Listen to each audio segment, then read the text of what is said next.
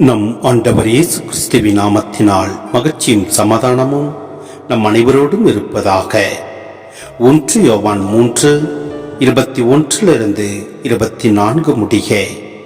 அன்பார்ந்தவர்களே, நம் மனச்சான்று நாம் குற்றவாளிகள் என தீர்ப்பளிக்காதிருந்தால் நாம் கடவுள் திருமுன் உறுதியான நம்பிக்கை கொண்டிருக்க முடியும். அவரிடம் நாம் எதை கேட்டாலும் பெற்றுக்கொள்வோம். ஏனெனில் அவர் கட்டளைகளை கடைபிடிக்கிறோம். அவர் திருமுன் அவருக்கு உகந்தவற்றையே செய்து வருகிறோம்.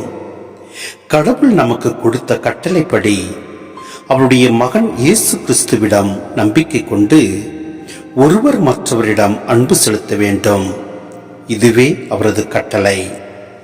கடவுளுடைய கட்டளைகளை கடைபிடிப்பவர் அவரோடு இணைந்திருக்கிறார்.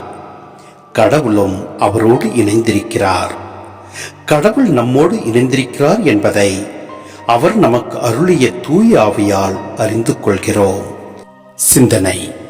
இயேசுவில் பிரியமான சகோதர சகோதரிகளே, ஒரு திராட்சை கொடியானது செடியோடு இணைந்திருந்தால் மட்டுமே பல நற்கனிகளை கொடுக்க முடியும்.